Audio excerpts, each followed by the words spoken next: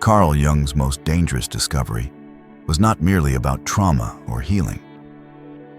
It was about transformation so total, so psychologically radical, that it disrupted the entire field of depth psychology.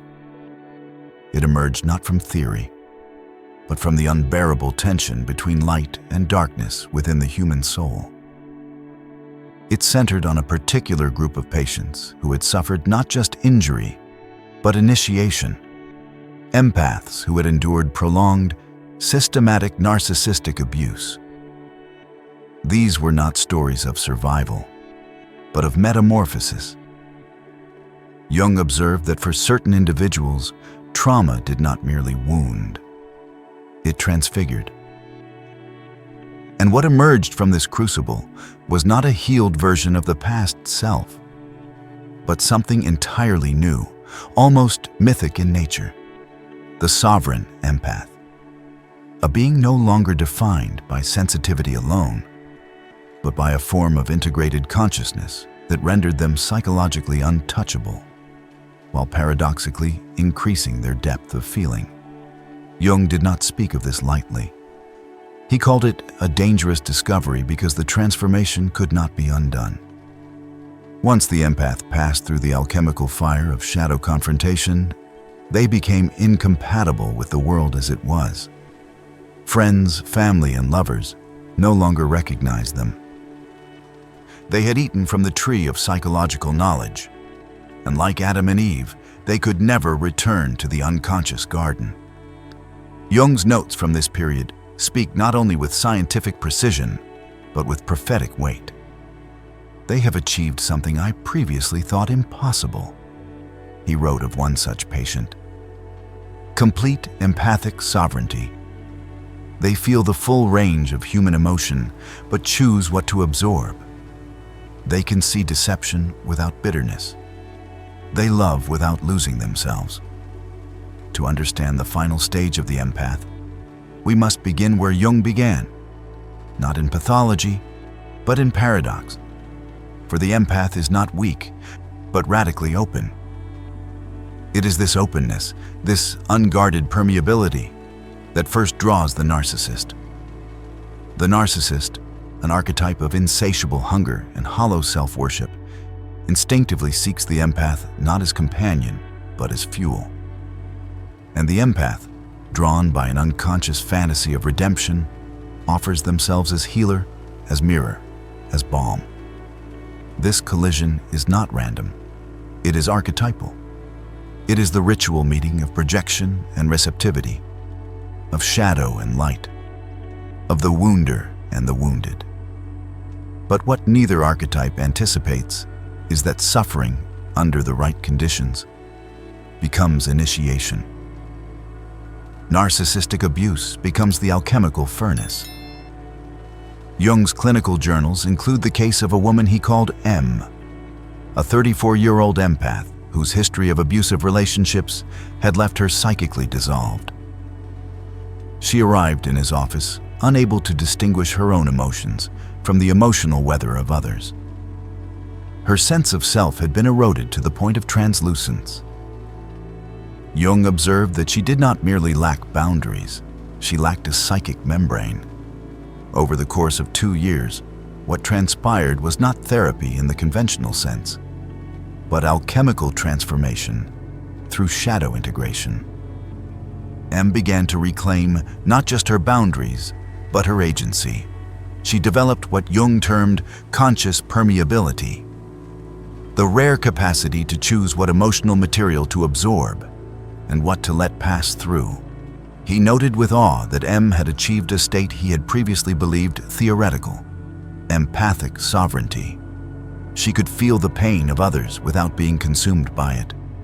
She could detect manipulation with surgical clarity, but respond with compassion instead of collapse. Her transformation disturbed those around her. Once the emotional caretaker of her family, she now set boundaries that seemed unbreakable. Friends accused her of being cold, distant, changed. But Jung saw it differently. Her eyes, he wrote, had changed. They hold a depth I have never encountered, as if she has seen the abyss of human nature and returned with fire. This, Jung concluded, was not healing. It was rebirth. Not restoration of a prior self, but emergence of a sovereign self. The narcissistic abuse had served, paradoxically, as a crucible. The narcissist had functioned in unconscious role as what Jung called the shadow teacher. In tormenting the empath, they had exposed the empath to their own disowned darkness, their hidden desire to control, to be adored without effort, to matter absolutely. The narcissist did not create these traits. They reflected them, and so began what Jung called the descent into shadow. From hundreds of case studies, Jung began to identify a pattern: 4 distinct outcomes for empaths after narcissistic abuse. Only one led to sovereignty. The first he termed the dissolved empath. These individuals never recover a stable sense of self. Their psychic boundaries remain porous. They live in chronic emotional enmeshment, susceptible to further exploitation. Jung called them psychic ghosts, present but not anchored. The second type is the armored empath. In response to repeated injury, these individuals shut down their empathic capacities entirely. They construct thick psychological defenses. While they are no longer easily manipulated, they become emotionally unavailable, safe but estranged from their gift. Jung warned that this armor often calcifies into cynicism. The third type he called the wounded healer. These empaths transmute their pain into service. They become therapists, coaches, caretakers. While admirable, Jung noted that many remain caught in the compulsive need to rescue. Their self-worth is still tied to being needed. They have not yet integrated their shadow. They are still projecting. Only the fourth type, the sovereign empath, achieves true individuation. These are individuals who pass through the full cycle of destruction, descent, and return. Jung described them as conscious vessels, capable of holding the full spectrum of human experience without identification. They have reclaimed their projections. They no longer seek redemption through others. They no longer confuse pain with purpose. The path to sovereignty is not linear. Jung mapped 5 metamorphoses that the empath undergoes. The first is dissolution. During active abuse, the empath's ego is dismantled, their identity fragments. Jung described this as blessed disintegration, the shattering of false self-concepts to make room for something real. The second stage is descent. Here, the empath voluntarily enters the underworld. They confront the shadow, their rage, their envy, their desire to control. This is often misdiagnosed as depression. Jung insisted it is not pathology, but composting, the psyche breaking down what no longer serves. The third stage is integration. The empath begins to make conscious choices about which shadow traits to embody and which to transform. They feel anger without becoming cruel. They assert without dominating. They own their selfishness without shame. This is what Jung called selective shadow incorporation. The fourth stage is emergence. The empathic gift returns, but now in refined form. They can sense emotion, but are not hijacked by it. They can love without dissolving. They can walk into chaos without becoming it. The fifth and final stage is sovereignty. Jung described this as archetypal consciousness, the ability to see not just individuals, but the deeper psychic forces operating through them. These empaths become bridges between the personal and the transpersonal, between the wound and the wisdom. But there are dangers. Jung was not romantic about this path. He documented what he called archetypal possession, when an empath so identifies with the role of healer or seer that they lose touch with their humanity. He warned of spiritual grandiosity, of those who mistake insight for superiority. The moment one believes they are beyond shadow, he wrote, they are possessed by it. He observed the Cassandra complex, the burden of seeing clearly while being rejected for it. Many sovereign empaths experience isolation not by choice, but by necessity. Their sight makes them incompatible with unconscious relationships. They cannot pretend. They cannot unsee. Jung called this the prophet's loneliness. There are other traps: therapeutic materialism, endless seeking without embodiment, isolation addiction, mistaking detachment for evolution, the revenge trap, using insight to punish. Jung insisted that true integration transforms the desire for vengeance into compassion for the unconscious. At the center of all this, Jung returned again and again to the role of the narcissist.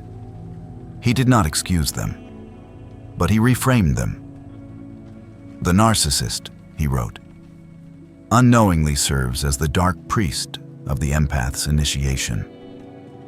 Through their cruelty, they forge the very consciousness that will ultimately heal what they represent. This is the paradox. The narcissist wounds the empath in the exact place the empath most needs to awaken. They mirror the empath's disowned hunger, to be seen without giving endlessly, to be loved without effort, to be the center.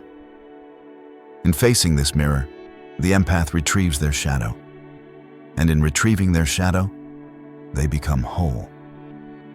What then becomes of the sovereign empath? They live in truth, not performance. They feel deeply but act deliberately. They are immune to manipulation, not because they resist, but because they see. They do not rescue. They witness. They do not collapse. They contain. Jung described their presence as archetypal, calm, radiant, unshakable. They form new kinds of relationships based on what he called conscious intimacy, connection without projection, silence that does not demand to be filled, dialogue that does not seek to dominate, humor that acknowledges the absurdity of being human. They recognize each other. Jung identified signs: comfort with paradox, humility and insight, absence of superiority, and what he termed archetypal humor, the ability to laugh at the great cosmic drama without detaching from it. They no longer seek to fix the world. They serve it, not from emptiness, but from overflow, not to be needed, but because they have become what Jung called the medicine. He saw in them the next stage of human evolution, individuals who had touched darkness but were not consumed, who had loved and loved again without illusion, who no longer sought the garden of innocence, but chose instead the wilderness of truth. To the empath who recognizes themselves in this journey, you are not broken, you are becoming. Your suffering is not a detour, it is initiation. You are the alchemist, the phoenix, the sovereign bridge between shadow and self. As Jung wrote in his final notes on this phenomenon, you are not what was done to you. You are what you choose to become from it. The past is the crucible. The self is the gold. If these words awaken something ancient within you, something half buried and long denied, then you are already on the path. Not back to who you were, but forward into who you are meant to be. The sovereign empath does not return to the old world. They build the new one. Comment below, I am becoming sovereign. And know that your transformation is not only for you. It is the light that others will follow through their own darkness. You are not the wound. You are the way. The case that brought this revelation into focus began in 1928, with a patient Jung referred to only as M, a 34-year-old woman who arrived in his practice barely distinguishable from the world around her. She was what Jung called psychically dissolved. Her boundaries were no more than vapor. She could not tell where she ended and others began. Her emotions were not her own. They had become a sea of projections, mirrored pain, and entangled desires. M had been in a long line of relationships with individuals Jung would later recognize as textbook narcissists. Seductive, controlling, and profoundly unconscious. Each relationship further fragmented her sense of self until, when she appeared before Jung, he noted she had become a ghost of herself. And yet, over 2 years of inner work Jung described as alchemical transformation through shadow integration, M did not merely heal, she metamorphosed. M has achieved something I previously thought impossible, Jung wrote. Complete empathic sovereignty. She can feel the depths of another's pain without drowning in it. She detects deception with supernatural accuracy. And most remarkably, she has become immune to manipulation while retaining her capacity for genuine compassion. What emerged from that crucible was not the same woman who entered. Her gaze had changed. Her silence carried weight. She no longer derived her value from being needed or seen. Instead, she had developed conscious permeability, a sovereign capacity to choose what she allowed in, what she allowed out, and when.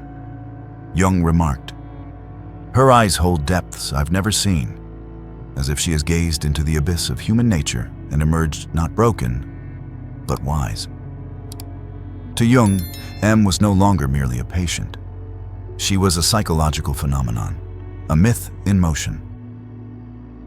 The living embodiment of what he came to call the wounded healer archetype, one whose suffering is not an end, but a passage into a transpersonal function. A vessel now capable of holding immense suffering without collapsing, of loving without fusing, and of seeing without judgment.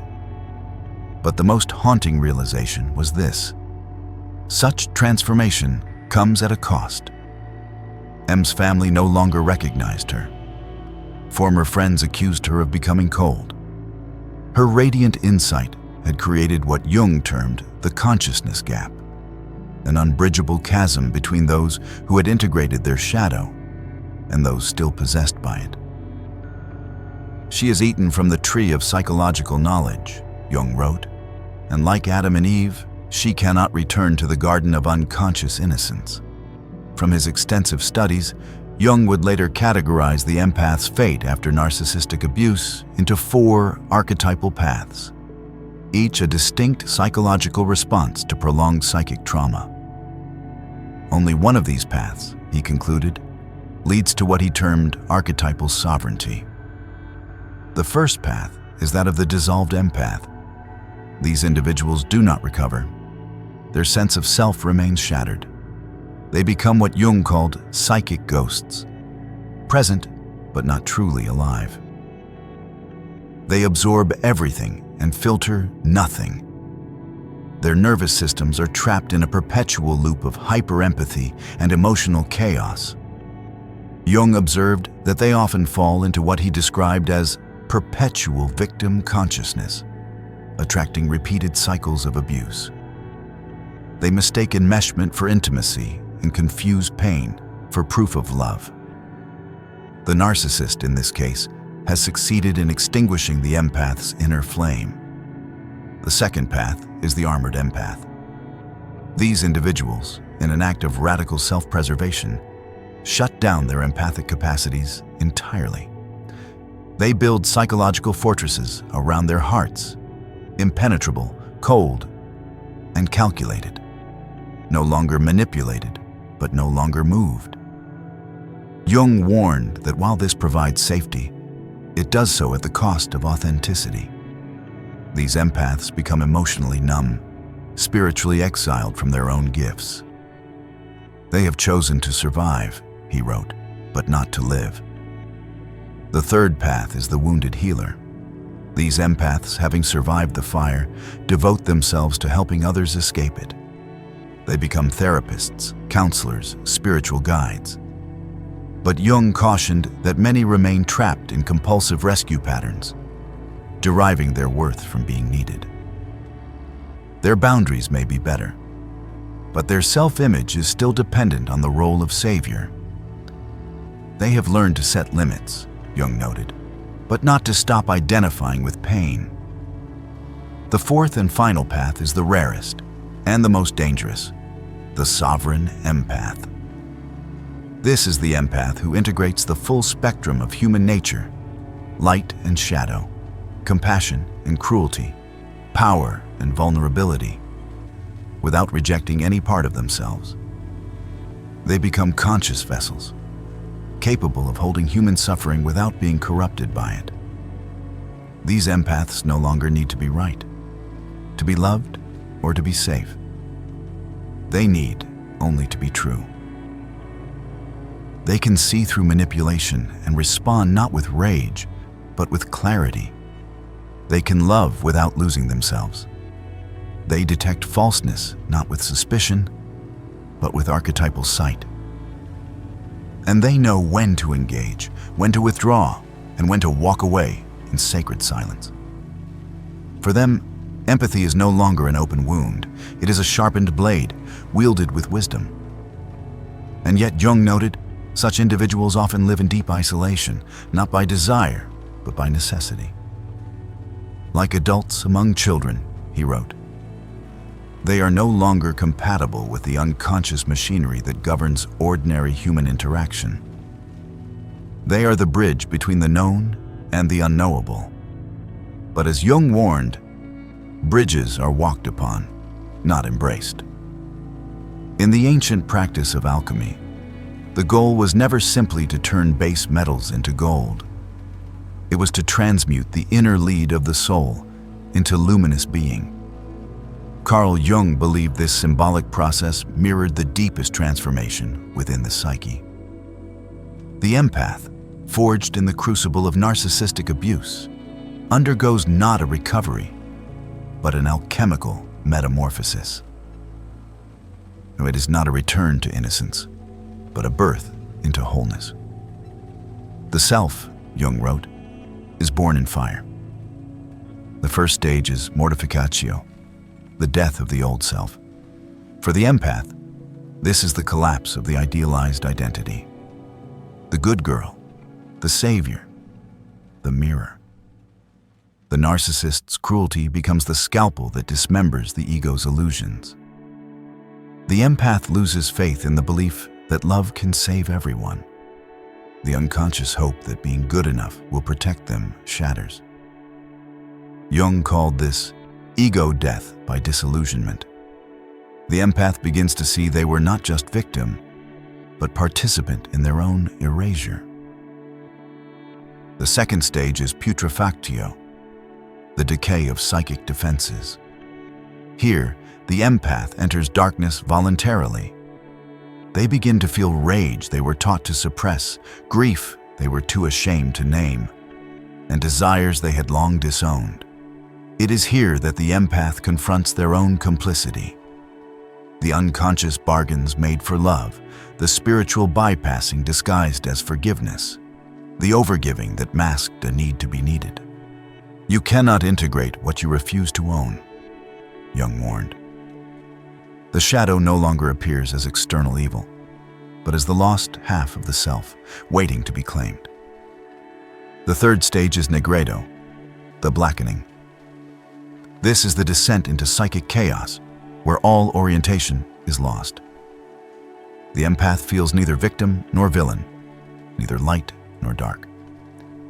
It is a liminal space, painful, disorienting, and necessary. Jung referred to this as the psychic death from which the true self is born. Here, archetypal dreams surface.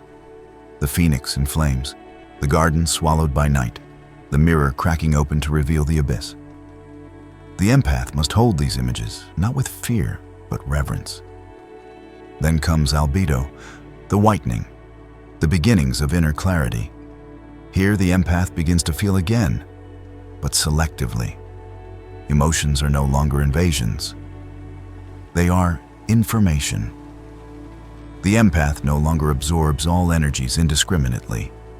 Instead, they begin to filter with consciousness. Boundaries are no longer defenses, but expressions of value. Love becomes an act of presence, not sacrifice. They begin to see patterns before they form. The narcissist no longer appears as a personal enemy, but as a symbol of collective unconsciousness. Finally, there is rubedo, the reddening, the full integration of shadow and light.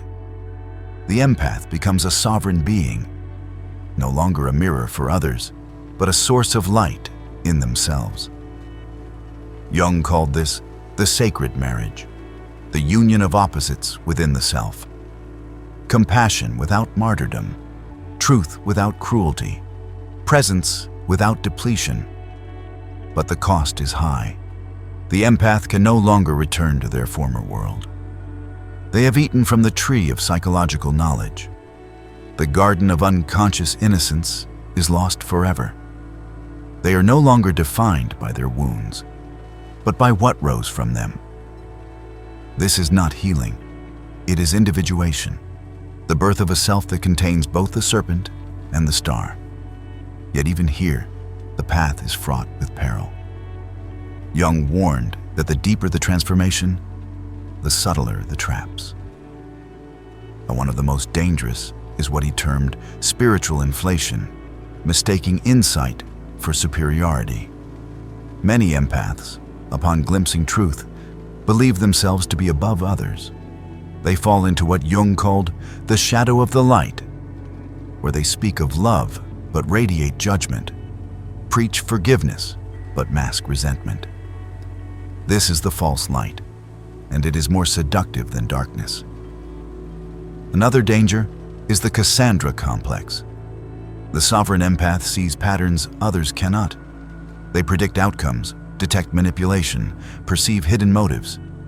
But no one listens. Their insight becomes a curse. They are called paranoid, cold, difficult. This often leads to isolation and, in extreme cases, psychic burnout. Jung called this archetypal exhaustion, the fatigue of seeing too much and being unable to unsee it. There is also the trap of therapeutic materialism, using healing as a performance, a brand, or an identity. The empath, still seeking worth, turns their journey into content. Growth becomes currency. Authenticity is measured in aesthetics. Jung warned, the self cannot be commodified. It retreats the moment it becomes performance. Perhaps the most subtle trap of all is projection addiction, where the empath, still unconscious of their own shadow, continues to externalize blame onto the narcissist. They speak of empowerment, but live in resentment.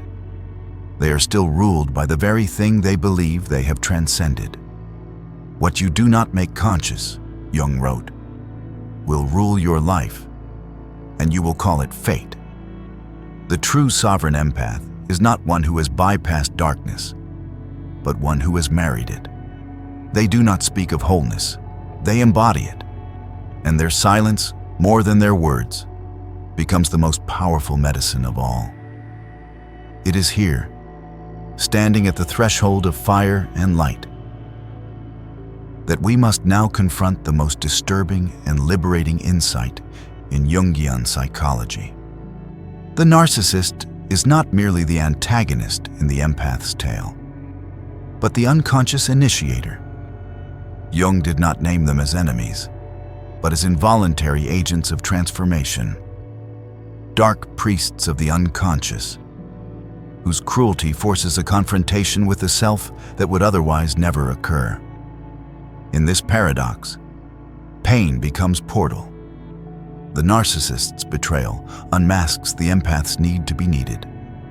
Their gaslighting exposes the empath's dependency on external validation. Their love bombing mirrors the empath's unintegrated longing for salvation.